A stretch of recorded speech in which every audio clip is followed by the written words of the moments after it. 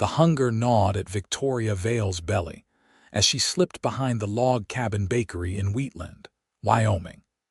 Her fingers trembling as she reached for the fresh loaf of bread cooling on the windowsill, unaware that Wade O'Connor was watching her from the shadows of his porch with eyes that held more compassion than judgment.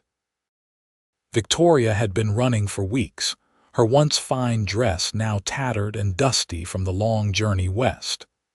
The year was 1875, and the promise of a new life had turned bitter in her mouth. She had fled Boston with nothing but the clothes on her back and a small bundle of possessions. Her father's gambling debts and the threat of a forced marriage to a cruel businessman driving her to seek refuge in the vast expanse of the Wyoming Territory.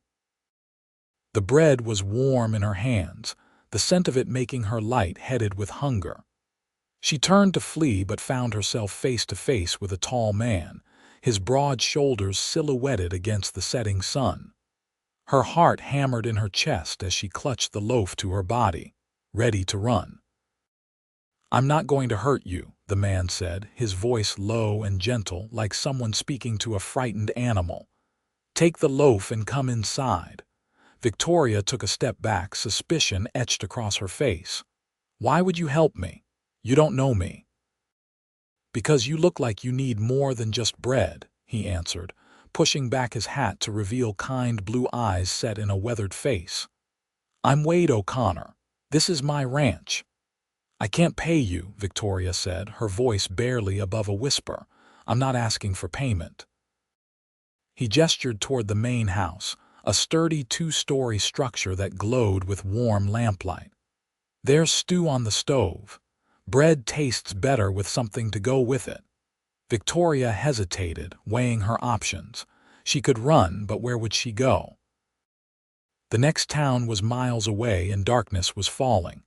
The bread alone wouldn't sustain her for long. "I'm Victoria," she finally said, not offering her last name.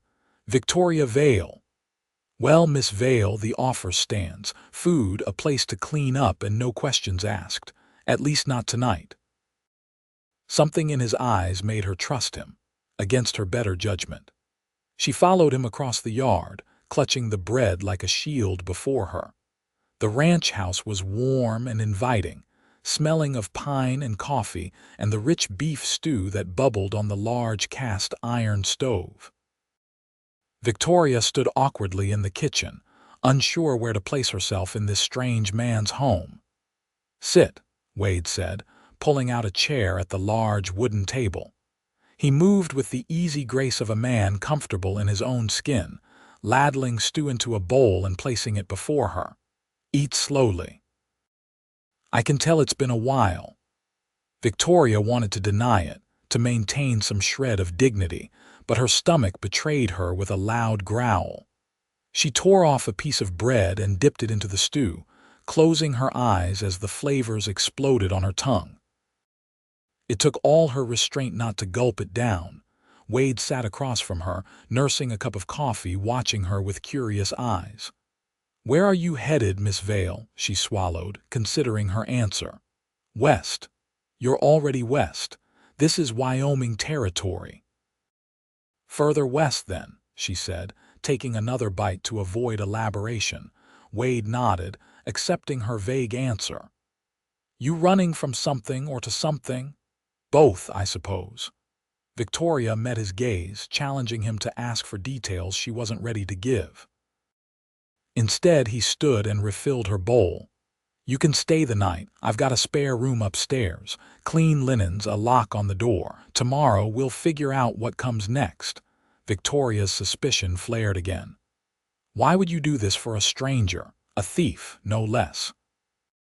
Wade's mouth quirked into a half-smile. "My mother always said a person who steals bread isn't a thief, they're just hungry." He leaned against the counter, studying her. "Besides, I've got plenty of room and not much company these days. My ranch hands bunk in the bunkhouse, and they're good men, but conversation gets stale." Victoria felt warmth creeping into her cheeks under his steady gaze.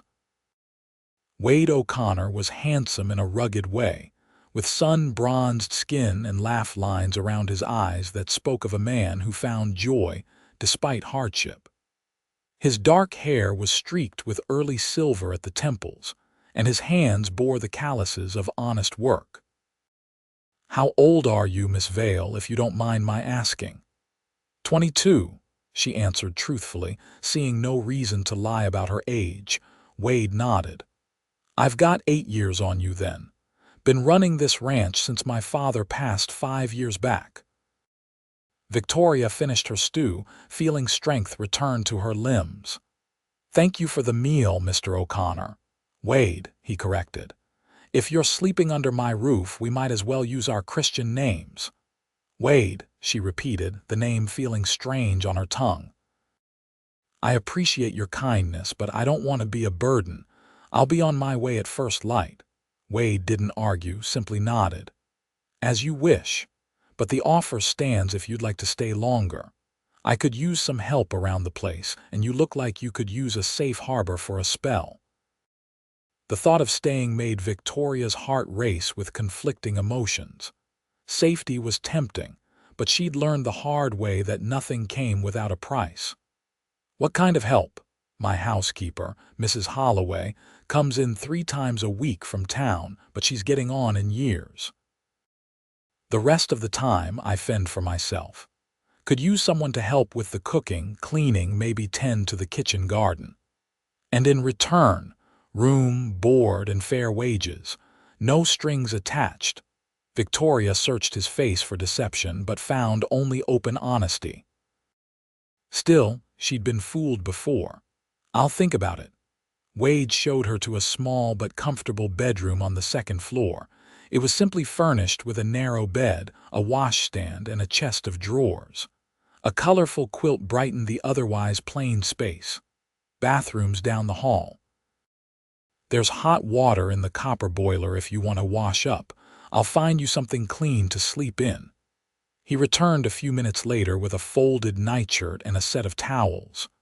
"These belong to my sister. She's married now, living in Denver." He placed them on the bed. "I'll leave you to it. Bolt the door if it makes you feel safer." Victoria nodded, grateful for his understanding. "Good night, Wade, and thank you." "Good night, Victoria." He closed the door behind him, his footsteps retreating down the hallway. Once alone, Victoria sank onto the edge of the bed, overwhelmed by the sudden turn her fortunes had taken.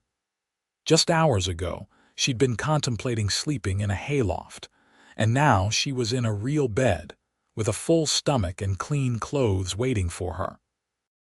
She stripped off her filthy dress and undergarments, using the basin of warm water to wash away weeks of travel grime.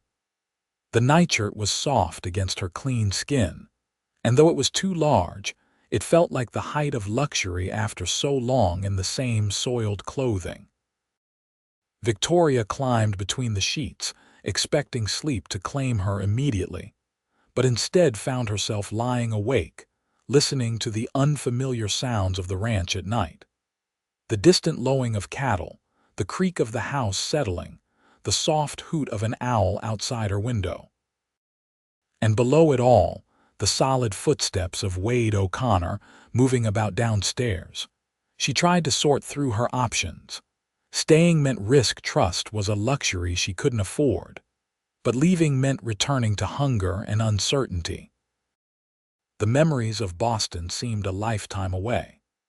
Her father's drunken rage when she refused to marry Horace Blackburn, a man 40 years her senior who had bought her father's debts specifically to gain possession of Victoria. The hasty midnight escape, selling her mother's locket for train fare. The long journey west in search of an aunt rumored to have settled in California. Sleep finally claimed her, but her dreams were troubled, filled with running and hiding and the constant specter of Blackburn's men catching up to her. Morning came with a gentle knock at her door. "Victoria, there's breakfast if you're hungry." She dressed quickly in her old clothes, grimacing at having to don the dirty garments after feeling so clean. When she came downstairs, she found Wade at the stove, frying bacon and eggs. The sight of a man cooking surprised her. "Good morning," he said, glancing over his shoulder. "Sleep well." "Better than I have in weeks," she admitted, taking a seat at the table where a steaming cup of coffee waited. "Good." He slid a plate in front of her. "Eat up. Then we can talk about what comes next." Victoria ate slowly, savoring each bite. "I've been thinking about your offer," she said finally. "I'd like to stay for a while if you're still willing to have me." Wade's face broke into a smile that transformed his features, making him look younger, more carefree. "I'm glad to hear it. I could use the help, and you look like you could use a safe place to land." "Just until I can save enough to continue on," Victoria clarified, not wanting him to think she was settling in permanently. "Of course." Wade sat across from her with his own plate. "So, what skills do you bring to Lazy O Ranch, Miss Vale?" Victoria hesitated, reluctant to reveal too much about her background. "I can cook, so manage a household. I'm a quick learner for anything else." Wade nodded, seemingly satisfied. "Fair enough. You can start with the kitchen and main house. Mrs. Holloway will be by tomorrow. She can show you where everything is kept." "And my wages?" Victoria asked, businesslike despite her vulnerable position. $5 a week, plus room and board, more if you prove particularly useful." When Victoria's eyes widened at the sum generous for domestic help, he added, "Is that acceptable?" "More than acceptable," she said quickly. It was enough that she could save and be on her way within a month or two. "Good. Now let's find you some proper clothes. Can't have you working in that." He gestured to her soiled dress. "I've kept some of my sister's things. She left behind what didn't fit in her trunks when she married. You're welcome to them until you can get into town for your own." After breakfast, Wade showed her to a cedar chest in a spare room, filled with dresses, skirts, and blouses. "Help yourself. Mabel was about your size, maybe a bit taller." The clothes were simple but well made, practical for ranch life. Victoria selected a blue calico dress and a white apron, gratitude overwhelming her. "Thank you, Wade. I'll take good care of them." "They're yours now," he said with a shrug. "Mabel wouldn't want them collecting dust." Victoria changed quickly and spent the morning familiarizing herself with the house. It was larger than it appeared from outside, with 4 bedrooms upstairs, a study, dining room, parlor, and spacious kitchen on the main floor. Everything was clean but utilitarian, lacking a woman's touch in the details. By midday, she had taken inventory of the pantry and begun preparation for supper, finding comfort in the familiar tasks. Wade came in from the fields, his shirt damp with sweat, hat in hand. "Something smells good," he said, washing his hands at the pump by the sink. "Just biscuits for now," Victoria replied, sliding a tray from the oven. "I'm making a chicken pie for supper." Wade looked impressed. "Quite a step up from my usual salt pork and beans." "It's the least I can do." Victoria busied herself with rolling out pastry, avoiding his gaze. There was something in the way he looked at her that made her feel seen in a way that was both alarming and exhilarating. "The men will be happy to have decent cooking again," Wade said, reaching for a biscuit. "I've got 4 hands working for me: Hank, Billy, Thomas, and Josiah. Good men, all of them. They usually take their meals in the bunkhouse, but on Sundays we eat together here." Victoria nodded, filing away the information. "How big is your ranch?" 5,000 acres, give or take. "Mostly cattle, some horses. My father started with nothing, built it all from the ground up." Pride warmed his voice. "I've added another 1,000 acres since taking over." "That's impressive," Victoria said sincerely. "It's hard work, but it's a good life." He studied her for a moment. "You're not what I expected to find stealing bread from my windowsill." Victoria stiffened. "What did you expect? Someone more desperate looking, I suppose. You have the manners and speech of an educated woman. Circumstances can change quickly, she said carefully. Yesterday's comfort means nothing to today's empty stomach. Wade accepted this with a nod, seeming to understand she wasn't ready to share more. Fair enough. Your past is your own business. The rest of the day passed in a flurry of activity as Victoria settled into her role.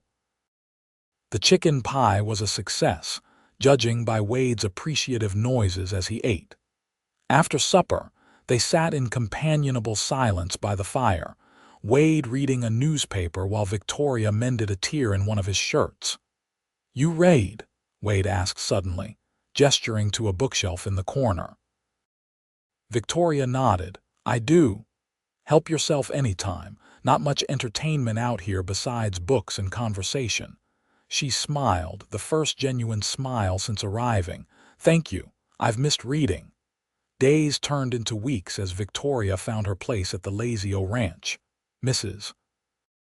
Holloway, a round, rosy-cheeked widow in her 60s, took an immediate liking to Victoria and happily shared the management of the household. The ranch hands were respectful, if curious about the new addition to the household. Hank, the oldest at 40, treated her with grandfatherly affection.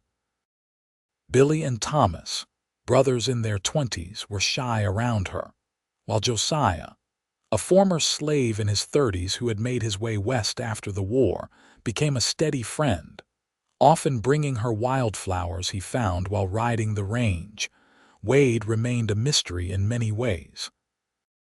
He was fair but demanding with his men, generous with praise when earned, and quick to correct mistakes. With Victoria, he was unfailingly polite, respecting her privacy while gradually drawing her into conversations about books, politics, and the changing West. One evening in late May, about a month after her arrival, Victoria was hanging laundry in the yard when she noticed a plume of dust on the horizon. Squinting, she made out a buggy approaching at speed. "Wade," she called toward the barn where he was working on a harness. "Someone's coming." Wade emerged, shading his eyes against the setting sun. His expression hardened. "Get inside, Victoria." The urgency in his voice startled her. "What's wrong?" "Just go inside, please." Victoria hesitated but did as he asked, watching from the kitchen window as the buggy pulled up. A heavy-set man in an expensive suit stepped down, followed by two rough-looking men who remained standing by the vehicle, hands resting near their holstered pistols. She couldn't hear the conversation, but the visitors' aggressive gestures and Wade's stiff posture spoke volumes. The meeting was brief, ending with the man jabbing a finger into Wade's chest before climbing back into the buggy and departing in a cloud of dust. Wade stood watching until they were out of sight, then turned toward the house, his face grim. Victoria quickly moved away from the window, busying herself at the stove when he entered. "Who was that?" she asked, trying to sound casual. Wade sighed, pouring himself a measure of whiskey from a bottle kept on a high shelf. "Samuel Blackwood. Owns the biggest ranch in the county and thinks that gives him the right to everything else too." Victoria froze at the name, fear creeping up her spine. "Blackwood? You've heard of him?" "No," she lied quickly. "The name just sounds intimidating." Wade took a long sip of his drink. "He's trying to buy my water rights. The Sweetwater Creek runs through the eastern edge of my property before crossing onto his land. There's been a drought, and his cattle are suffering. He wants to dam the creek on my side where it's narrower. And you refused." "If I dam it here, it affects the small ranchers downstream from both of us. 5 families depend on that water." Wade shook his head. "Blackwood doesn't care about them. He only sees what benefits him." Victoria's hands trembled slightly as she stirred the stew. Could it be a coincidence? Blackwood wasn't an uncommon name, but the fear that had driven her from Boston surged anew. "Is he dangerous?" Wade studied her, noticing her distress. He can be. He's not above using intimidation to get what he wants. But he doesn't know who he's dealing with if he thinks I'll be scared off my own land. He moved closer, his voice softening. Victoria, is there something you're not telling me? She met his gaze, considering how much to reveal. After a month under his roof, she'd come to trust Wade O'Connor. He was a man of his word, fair and honest in all his dealings, but trusting him with her secrets could put him in danger. It's nothing, she said finally. The thought of conflict worries me, that's all. Wade didn't look convinced but didn't press the issue. Don't worry. Blackwood makes threats, but he's careful about breaking the law outright. His reputation in Cheyenne is too important to him. That evening, Victoria lay awake, wrestling with her conscience. The name Blackwood couldn't be a coincidence. Horace Blackburn had mentioned a brother out west, a rancher who'd made his fortune in Wyoming territory. Had her pursuit of freedom led her right back into danger, she needed to leave, to continue west as she'd planned. But the thought of leaving the leaving Wade, brought an unexpected ache to her chest. In the short time she'd been there, the ranch had begun to feel like home and Wade. Victoria turned over, burying her face in her pillow. Wade O'Connor was her employer, nothing more. That he featured increasingly in her thoughts and dreams was a complication she couldn't afford. Her plan had always been to reach California, find her aunt, and start a new life far from the reach of Horace Blackburn. Nothing had changed, except everything had changed. She had changed. The next morning at breakfast, Victoria was quieter than usual, lost in her thoughts. Wade noticed, his perceptive gaze lingering on her face. I'm riding into town today for supplies, he said. Would you like to come along? Might do you good to get off the ranch for a bit. Victoria hesitated. She hadn't left the ranch since arriving, afraid of being recognized or discovered. But the opportunity to see Wheatland and perhaps learn more about Samuel Blackwood was tempting. Yes, she decided. I'd like that. 2 hours later, they were driving into Wheatland in Wade's buckboard wagon. The small but growing town consisted of one main street with various businesses lining both sides. A general store, a saloon, a small hotel, a barber shop, and various other establishments necessary for frontier life. Not much to look at compared to wherever you're from, Wade commented as he helped her down from the wagon. It's charming, Victoria replied honestly. After weeks of isolation at the ranch, even the modest town seemed exciting. They visited the general store first, where Wade introduced her to the proprietor, Mr. Jenkins, as Miss Vale, my new housekeeper. Jenkins' wife, a plump, friendly woman with quick eyes, smiled warmly at Victoria. We've been wondering who was cooking those meals Hank's been bragging about, Mrs. Jenkins said. He says you make a peach cobbler that would make angels weep. Victoria blushed at the praise. Hank exaggerates. While Wade discussed an order of fence posts with Mr. Jenkins, Mrs. Jenkins helped Victoria select fabric for new dresses and various household necessities. Victoria was examining spools of thread when the bell over the door jingled, and a hush fell over the store. She looked up to see a well-dressed woman entering, followed by a young man who bore a striking resemblance to her. Both had the same auburn hair and proud bearing. Mr. Jenkins, I need those packages my husband ordered, the woman said, her voice carrying the refinement of formal education. Yes, Mrs. Blackwood, right away, Jenkins replied, hurrying from behind the counter. Victoria's heart raced. She turned away quickly, pretending to be absorbed in examining bolts of calico. From the corner of her eye she saw Wade straighten, his posture stiffening. O'Connor, the young man acknowledged coldly. Nathaniel, Wade replied with a curt nod. Mrs. Blackwood. The woman barely inclined her head in Wade's direction before turning her attention back to Jenkins. We'll also need 20 yards of fencing wire. Put it on our account." Victoria kept her back turned, praying they wouldn't notice her. Wade moved casually to stand between her and the Blackwoods, a protective gesture that didn't go unnoticed by the young man. "Who's your friend, O'Connor?" Nathaniel asked, his tone suggesting more than casual interest.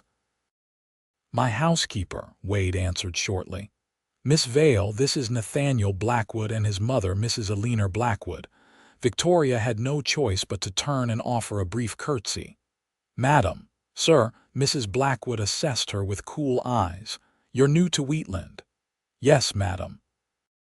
"Just passing through when Mr. O'Connor kindly offered employment." "How fortunate for you," the woman said, something calculating in her gaze. "Good help is hard to find in these parts." "We should be going, mother," Nathaniel said, his eyes lingering on Victoria in a way that made her skin crawl. "Father is expecting us." They departed with their purchases, leaving an uncomfortable silence in their wake. Mrs. Jenkins exhaled slowly. "That woman acts like she owns the town." "Maybe she does, the way Samuel's buying up everything not nailed down." Wade completed their purchases quickly after that, his mood darkened by the encounter. As they loaded the supplies into the wagon, Victoria couldn't help asking, "The son seems to dislike you." "Nathaniel has resented me since school days," Wade said, securing a crate of canned goods. "He was born with a silver spoon in his mouth and doesn't like that my ranch is nearly as successful as his father's, despite their head start and deeper pockets." They were almost finished loading when a commotion down the street caught their attention. A crowd had gathered outside the sheriff's office, voices raised in anger. Wade frowned. "Wait here," he instructed, striding toward the disturbance. Victoria hesitated, then followed at a distance, curiosity overcoming caution. She stopped at the edge of the crowd, straining to see what was happening. Sheriff Davis, a weathered man with a silver mustache, stood on the steps of his office, hands raised for quiet. "Now settle down, folks. The law's the law, and I can't change it." "But it ain't right, Sheriff," called a lean farmer Victoria recognized as one of their neighbors, Tom Wilson. "Blackwood can't just claim that land. My family's been watering stock there for 20 years. The territorial court ruled in his favor, Tom. The deed he produced predates your claim." Victoria edged closer, spotting Wade near the front of the gathering. His face was set in hard lines, jaw clenched in anger. "That deed is a forgery," Wade said, his voice carrying over the crowd. "Everyone knows those acres were unclaimed until the Wilson family improved them." Samuel Blackwood stepped forward then, a bear of a man with a thick beard and expensive clothes. Victoria's breath caught there was something in his eyes, a cold calculation that reminded her too much of his brother in Boston. "The court disagrees, O'Connor," Blackwood said smugly. "The law is on my side. The Wilsons were squatting on my property and now justice has been served." "Justice?" Wade scoffed. "You've bought off half the territorial officials from here to Cheyenne. That's not justice, that's corruption." Blackwood's face darkened with anger. "Watch your accusations, boy. Men have been shot for less." "Is that a threat, Blackwood?" Wade's hand drifted toward his hip, where Victoria was startled to see a holstered revolver she hadn't noticed before. The sheriff stepped between them. "That's enough, both of you. I won't have gunplay in my town." He turned to the crowd. "Go on home, all of you. The court's decision is final unless it's appealed properly." The gathering slowly dispersed, muttering and casting dark looks at Blackwood. Victoria retreated to the wagon, her mind racing. Wade returned moments later, his face still clouded with anger. "What happened?" she asked as he climbed up beside her. "Blackwood's latest land grab," Wade said grimly, flicking the reins to set the horses in motion. The Wilson family has grazed cattle on that stretch by Eagle Creek for generations, but they never filed proper paperwork. Blackwood discovered an old deed that gives him ownership and got the territorial court to uphold it. Can nothing be done? Not legally, not without proof the deed is forged. Wade guided the wagon out of town, his shoulders tense.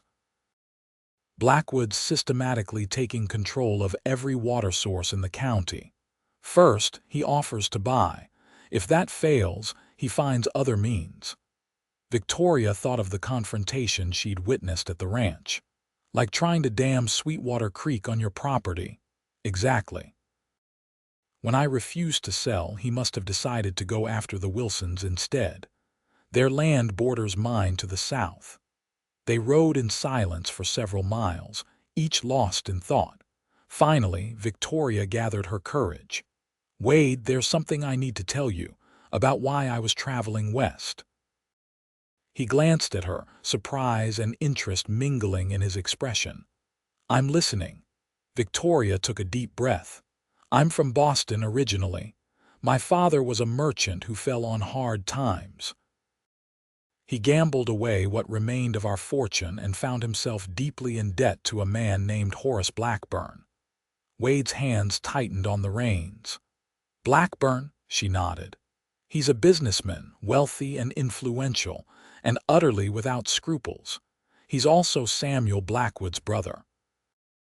Wade pulled the wagon to a halt, turning to face her fully. "Go on." "Horace offered to forgive my father's debts in exchange for my hand in marriage." Victoria's voice trembled with the memory. "I refused."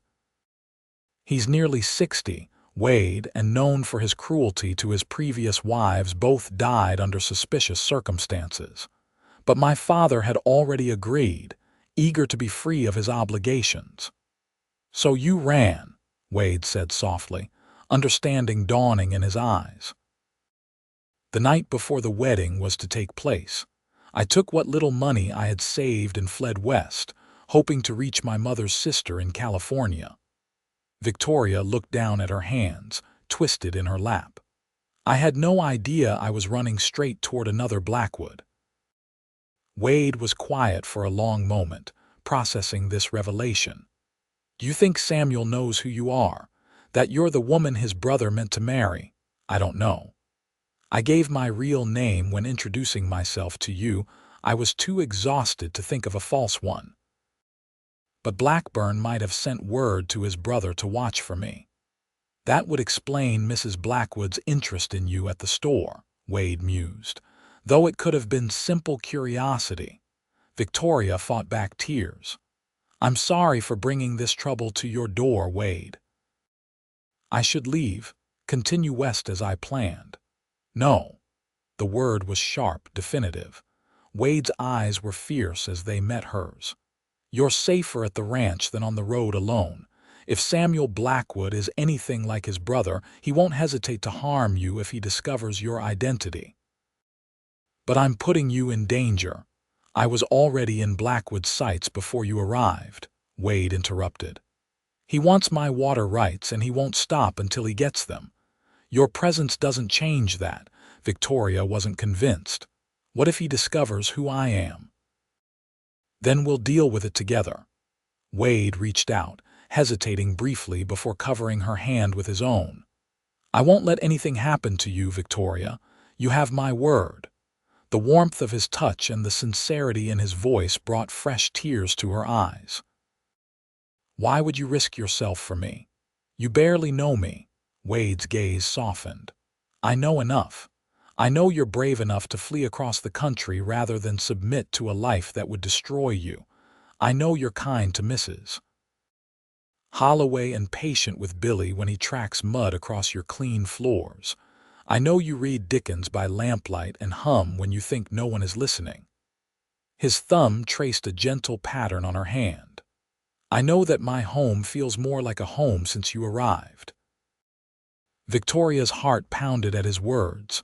"Wade." He squeezed her hand once before releasing it, picking up the reins again. "We should get back before dark. We'll figure this out, Victoria. Together." The return journey was quiet, both lost in their thoughts.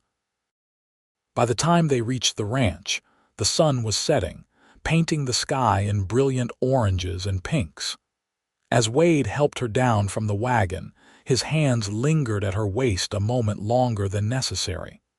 "Thank you for trusting me with the truth," he said softly. Victoria looked up into his face, struck by the realization that in the short time she'd known him, Wade O'Connor had come to mean more to her than any man before. "Thank you for listening, and for not sending me away." "Never," he promised, his voice rough with emotion. That night, Victoria lay awake long into the darkness, replaying the day's events in her mind. Wade's reaction to her confession had been unexpected. Rather than anger or rejection, he'd offered protection, partnership in facing whatever came next. The memory of his hand over hers, the intensity in his eyes when he spoke of knowing her, sent warmth spreading through her chest.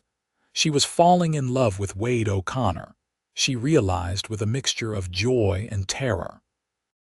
Joy because he was everything she'd ever wanted in a man: kind, honorable, strong without being cruel. Terror because loving him complicated everything. She couldn't stay in Wyoming, not with Samuel Blackwood so close and potentially aware of her identity. But the thought of leaving Wade behind made her physically ache. The following days brought no resolution to her dilemma.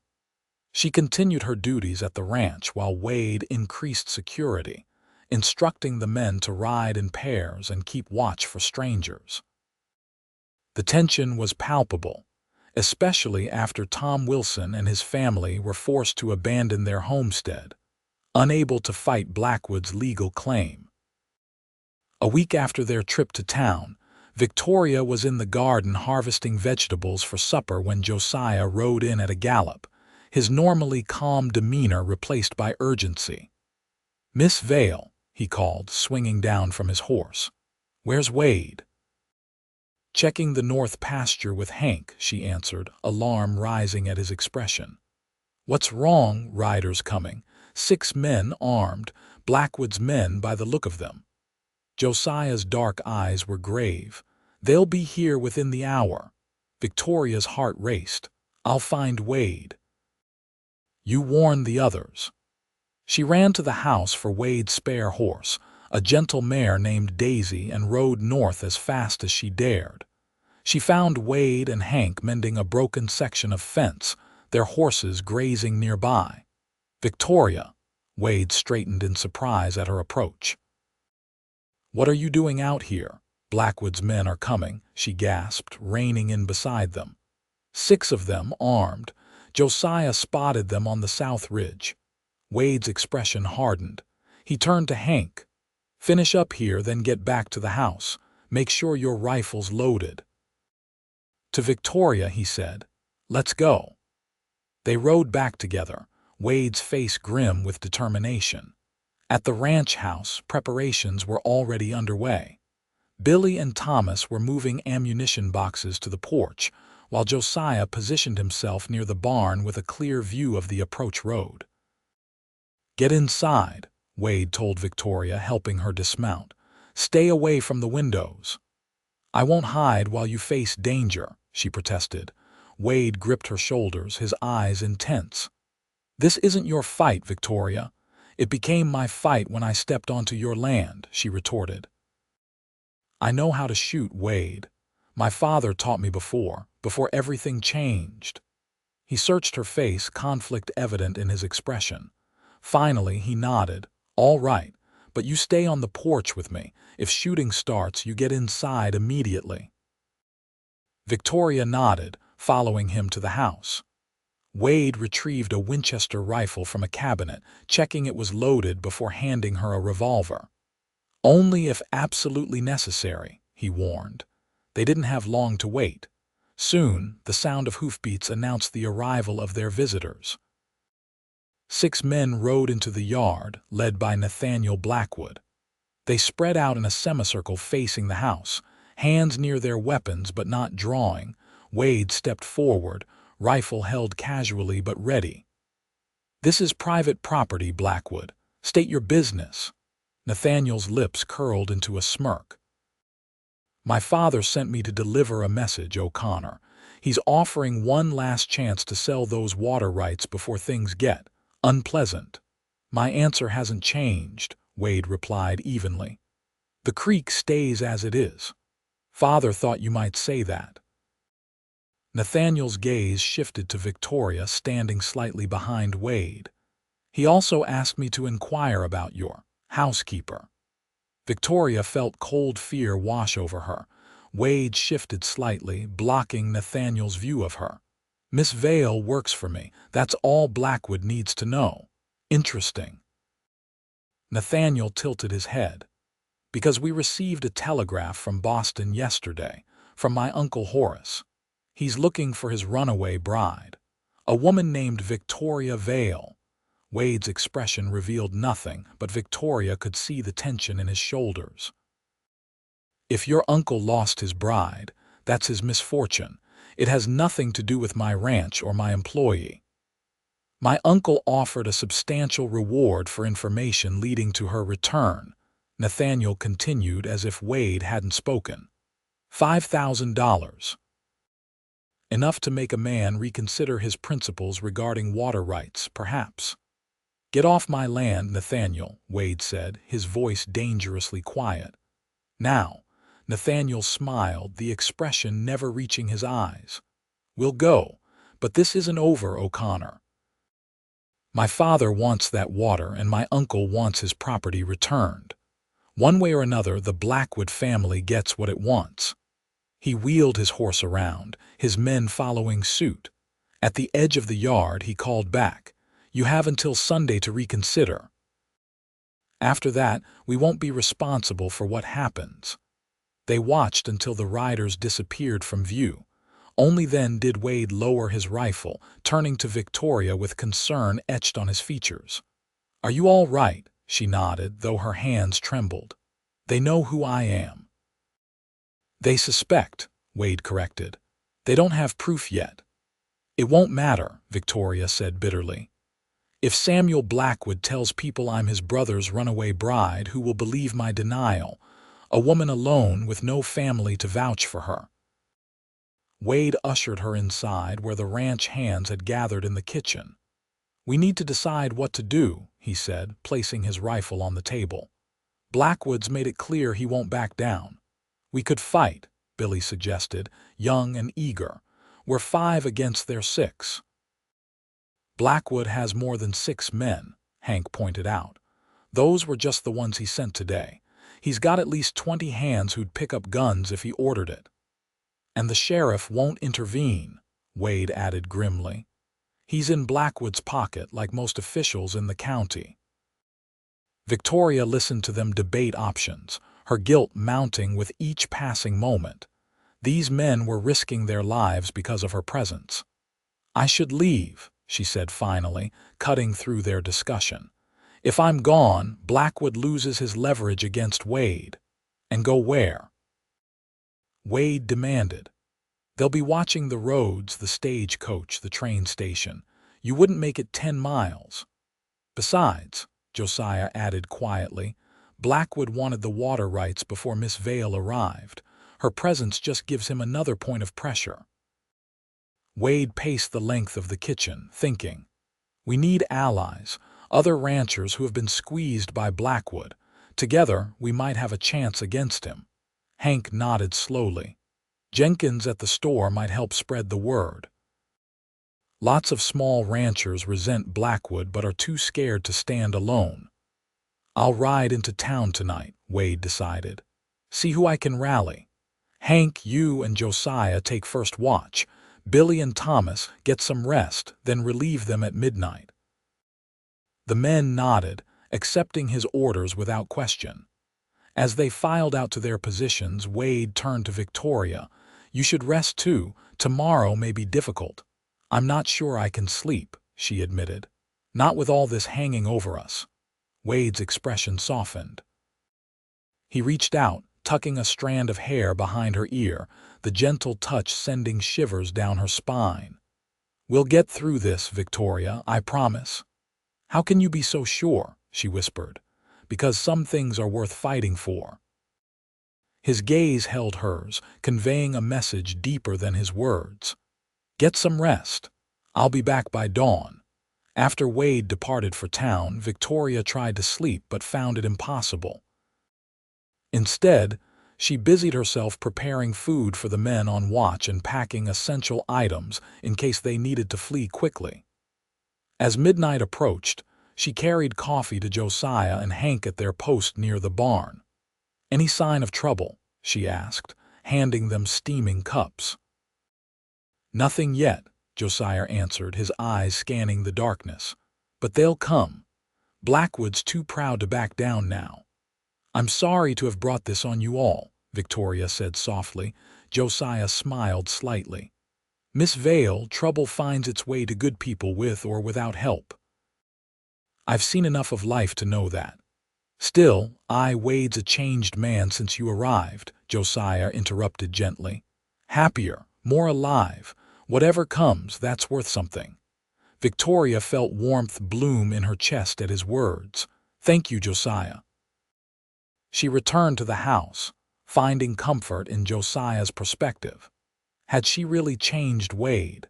She'd noticed changes in herself, more confidence, more hope for the future than she'd felt in years. Could it be that their brief time together had affected him similarly?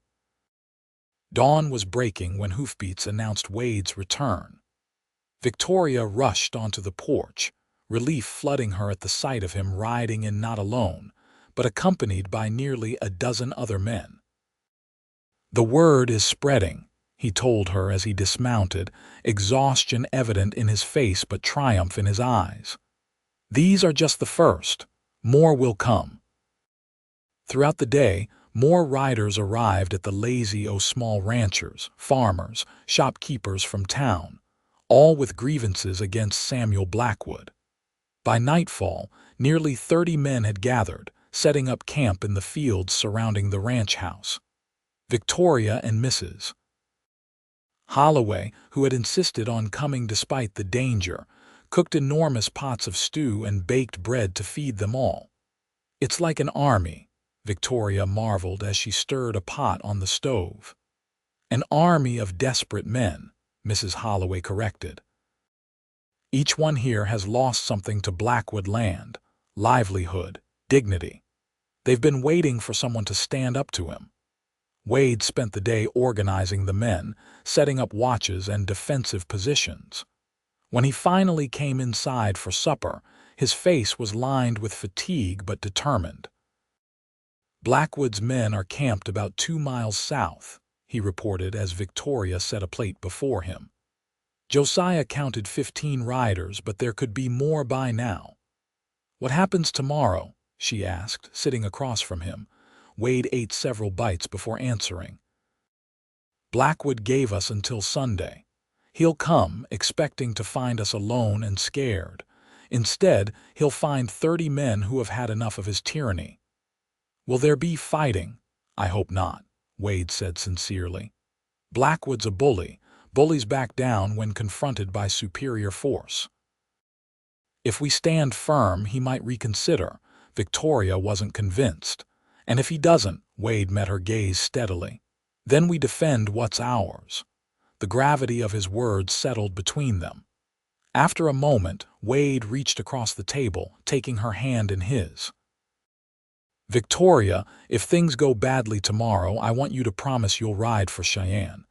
Mrs. Holloway's son is the deputy marshal there. He'll help you get safely to California." "I won't leave you," she protested, gripping his hand tightly. "You must. If not for your sake, then for mine." His thumb traced circles on her palm. "I can face whatever comes tomorrow more easily knowing you're safe." Victoria felt tears stinging her eyes. Wade eyed the door burst open and Billy rushed in. Riders coming, fast. Wade was on his feet instantly, grabbing his rifle. "Blackwood." "No," Billy gasped. "Army patrol. Lieutenant Graham's men from Fort Laramie." Hope surged through Victoria as she followed Wade onto the porch. 6 soldiers in blue uniforms rode into the yard, led by a young lieutenant. Around them, the ranchers and farmers who had come to Wade's aid emerged from their positions, watching cautiously. "Mr. O'Connor," the lieutenant called, reining in his horse. "I'm Lieutenant James Graham, 2nd Cavalry. What brings the Army to my ranch, Lieutenant?" Wade asked, his stance cautious but respectful. "Reports of an armed gathering," Graham replied, his gaze taking in the men surrounding the property. "Care to explain?" Wade stepped forward. "We're preparing to defend ourselves against Samuel Blackwood. He's threatened my ranch and my people, and the local sheriff refuses to intervene." The lieutenant dismounted, approaching the porch. "Blackwood has considerable influence in territorial government, Mr. O'Connor. Making accusations against him is serious business." "It's not just accusations," Victoria said, stepping forward despite Wade's warning glance. "We have witnesses. Multiple families have been forced from their land through forgeries and threats." Graham studied her with interest. "And you are Victoria Vale. I work for Mr. O'Connor." Something flickered in the lieutenant's eyes at her name. "Miss Vale, there's a man in Cheyenne looking for you. Claims you're his fiancée who fled Boston." Victoria's heart sank.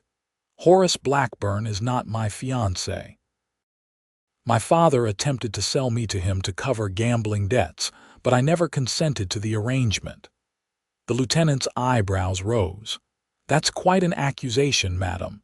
"It's the truth," Wade said firmly, moving to stand beside Victoria. "Blackburn's brother Samuel is using her presence here as additional leverage against me. He's offered to betray her location in exchange for my water rights." Graham looked troubled. "That would be a serious abuse of power if true." "It's true," called Tom Wilson, stepping forward from the gathered men. "Blackwood stole my land with a forged deed. When I tried to contest it, his men burned my barn with my livestock inside." Others stepped forward, each with similar stories of Blackwood's intimidation and corruption. The lieutenant listened, his expression growing increasingly grave. "I came here expecting to disperse an unlawful gathering," he said finally. "Instead, I find citizens attempting to protect themselves when local law enforcement has failed them." He turned to one of his men. "Corporal, ride back to Fort Laramie. Inform the colonel we have a situation requiring immediate attention. Request additional troops." Hope surged through Victoria. "You believe us?" "The Army's job is to protect citizens of the territory, madam," Graham said. "If Blackwood is operating as you describe, that falls under our jurisdiction. As for your situation with his brother," he hesitated. "That's more complicated, but forced marriage is not legal, even if there was a financial arrangement between your father and Blackburn. Will you stay?" Wade asked. "Blackwood's men are camped nearby. They plan to move against us tomorrow." Graham nodded. "We'll remain until reinforcements arrive. A show of federal presence might encourage Mr. Blackwood to reconsider his plans." The atmosphere at the ranch transformed with the Army's arrival. The defenders grew more confident, and Wade was able to send some of the men home to their families with assurances that the situation was under control. Victoria felt the weight of immediate danger lifting from her shoulders, though concern for the future remained. That night, after most had retired to their beds or bedrolls, Victoria found Wade sitting alone on the porch steps, staring at the stars. She settled beside him, the night air cool against her skin. "You should be resting," he said, though he made no move to send her away. "So should you," she countered. "Tomorrow will be challenging, even with the Army's support." Wade sighed, running a hand through his hair. "Blackwood won't give up easily. He's invested too much in his empire to back down at the first sign of resistance." "But he's not invincible," Victoria said. "You've shown that by standing up to him. We'll see." Wade was quiet for a moment, then turned to face her, his expression serious in the moonlight. "Victoria, regardless of what happens tomorrow, I want you to know that these past weeks, having you here—" He struggled to find the right words. Victoria's heart pounded as she reached for his hand. "I know," she whispered. "I feel it too." Wade's fingers intertwined with hers. "When you first arrived, stealing bread from my windowsill, I thought you were just passing through my life. Now I can't imagine my life without you in it." Wade. Emotion choked her voice. He leaned closer, his free hand gently cupping her cheek. "I'm falling in love with you, Victoria Vale. I think I started falling that very first night." Joy blossomed in her chest, bright and overwhelming. "I love you too," she admitted. "I've tried not to, knowing I should continue west." But the rest of her words were lost as Wade's lips found hers in a tender kiss that quickly deepened with weeks of unspoken longing. Victoria melted into him, her arms winding around his neck as his hand slid to the small of her back, drawing her closer. When they finally parted, both breathless, Wade rested his forehead against hers. "Stay," he whispered. "Not as my housekeeper. Stay with me, build a life here. Marry me." Victoria's eyes widened at the unexpected proposal. "Wade, are you certain? There's so much uncertainty ahead. I've never been more certain of anything," he interrupted. "I love you, Victoria. Whatever comes tomorrow or the day after, I want to face it with you at my side as my wife." Tears of happiness spilled down her cheeks. "Yes," she whispered. "Yes, I'll marry you." Wade kissed her again, sealing their promise under the vast Wyoming sky, the future uncertain but their commitment to each other absolute. Morning brought a tense anticipation to the Lazy O Ranch. Lieutenant Graham positioned his men strategically around the property, while Wade's allies prepared for whatever the day might bring. Victoria moved among them, distributing coffee and bread, her heart lighter despite the looming confrontation. Shortly after noon, the lookout on the south ridge gave the alarm. "Riders coming, at least 20. Everyone took their positions. Wade stood on the porch, rifle in hand, Victoria beside him despite his earlier insistence that she remain inside. Lieutenant Graham and his men formed a visible blue line across the front of the property, a clear message that this was now a federal matter. Samuel Blackwood led the approaching party, his massive frame impossible to mistake even at a distance. Beside him rode Nathaniel, and behind them came their hired guns and ranch hands, all armed and grim-faced. They halted at the edge of the property, clearly surprised by the army's presence. "That's far enough, Blackwood," Lieutenant Graham called. "This is Lieutenant James Graham of the 2nd Cavalry. State your business." Blackwood's face darkened with anger. "This is a private matter between myself and O'Connor. The Army has no place here." "When armed men threaten peaceful citizens of the territory, it becomes the Army's business," Graham replied evenly. "Especially when those citizens have brought serious allegations of corruption and intimidation against you." "Allegations," Blackwood scoffed. "From these squatters and failures who couldn't make their land pay. Their complaints are worthless." Tom Wilson pushed forward. "Tell that to the territorial judge when he sees the real deed to my property, the one you destroyed after forging your own." Murmurs of agreement rose from the gathered defenders. Blackwood's eyes narrowed as he surveyed the opposition, clearly recalculating his odds. "And what about the woman?" Nathaniel called, pointing toward Victoria. "My uncle's property, hiding behind O'Connor's protection." "Miss Vale is under the protection of the United States Army," Graham stated firmly. "Any claims against her will be heard in a proper court, not settled by force." Victoria stepped forward, emboldened by Wade's presence beside her and Graham's support. "I am not property," she called clearly. "I never agreed to marry Horace Blackburn.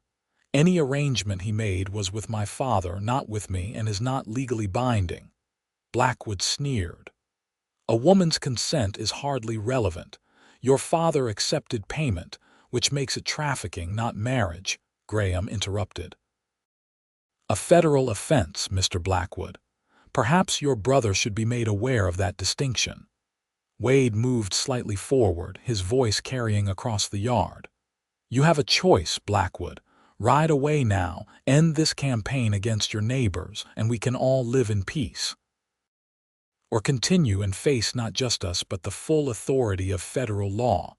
For a long moment, Blackwood sat motionless on his horse, rage evident in every line of his body. Finally, he spat on the ground.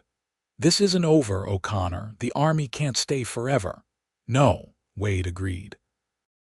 But once the territorial governor hears testimony from everyone you've wronged, you might find yourself with more permanent problems than the army's presence. Blackwood's jaw worked as he considered his options.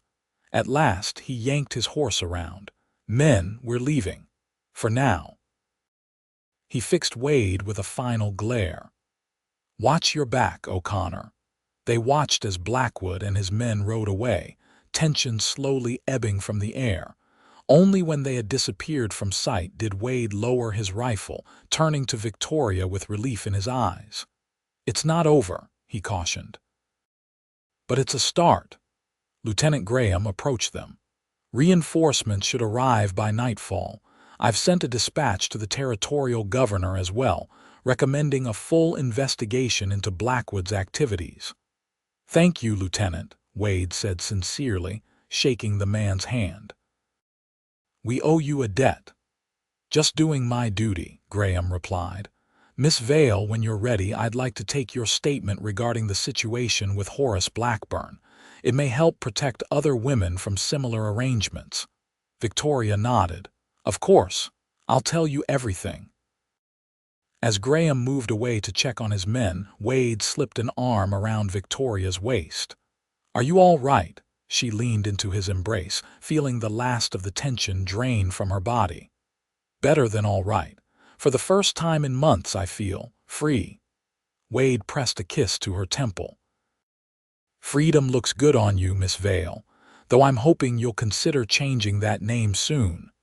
Victoria smiled up at him, love swelling in her heart. Mrs. O'Connor does have a nice ring to it. The days that followed brought rapid changes to Wheatland. As promised, the army sent reinforcements, and with them came a federal judge to hear testimony against Samuel Blackwood. The evidence was overwhelming forged deeds, witness accounts of intimidation and violence, even confessions from several of Blackwood's own men, eager to save themselves once they saw which way the wind was blowing. Blackwood was arrested on multiple charges, and his empire began to crumble.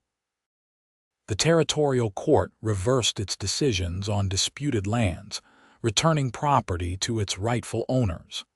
Nathaniel fled to Denver, unwilling to face the consequences of his family's actions. As for Horace Blackburn, a telegram from Boston informed them he had abandoned his pursuit of Victoria, unwilling to risk federal charges of trafficking. Victoria's father had apparently fled to Europe, leaving a mountain of debt behind him. Through it all, Wade and Victoria remained at the heart of the community's resistance and recovery. Their wedding, held on a perfect autumn day 6 weeks after Blackwood's defeat, became a celebration not just of their love but of the community's triumph over tyranny. Mrs. O'Connor, Wade murmured as they danced under lantern light in the ranch yard, surrounded by friends and neighbors. Are you happy? Victoria gazed up at her husband, her heart full to bursting. More than I ever thought possible, she answered truthfully. And you? Do you regret finding a bread thief on your property that night? Wade's laugh rumbled through his chest. Best thing that ever happened to me, though I'm still not sure if you stole my bread or my heart first. Both, she admitted with a smile. Though I like to think I gave you my heart in return. "A fair trade," he agreed, drawing her closer. "The fairest I've ever made." 5 years later, Victoria stood on the porch of the Lazy O Ranch, watching as Wade taught their 3-year-old son, William, to ride his pony in the yard. Their infant daughter, Elizabeth, slept in her arms, tiny fingers curled around Victoria's thumb. The ranch had prospered in the years since Blackwood's fall. With fair access to water restored, small ranchers throughout the county had thrived. Wade had expanded the Lazy O, not through intimidation but through honest purchases and partnerships with neighbors. The house had grown too, with a new wing added to accommodate their growing family. Josiah now managed his own small spread adjoining the Lazy O, while still working as Wade's foreman.